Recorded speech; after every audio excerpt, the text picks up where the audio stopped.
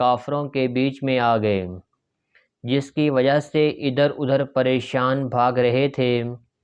حضرت انس رضی اللہ تعالی عنہ نے دیکھا کہ سامنے سے ایک دوسرے صحابی حضرت سعد بن معاذ رضی اللہ تعالی عنہ آ رہے ہیں۔ ان سے کہا کہ اے سعد، کہاں جا رہے ہو؟ خدا کی قسم، جنت کی خوشبو عود کے پہاڑ سے آ رہی ہے۔ یہ کہہ کر تلوار تو ہاتھ میں تھی ہی، کافروں کے ہجوم میں گھس گئے اور اتنے شہید نہیں ہو گئے، واپس نہیں ہوئے۔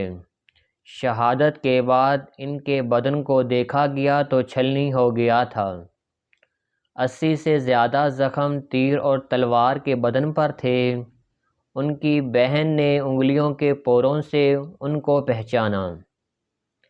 فائدہ میں حضرت شیخ الحدیث لکھتے ہیں، جو لوگ اخلاص اور سچی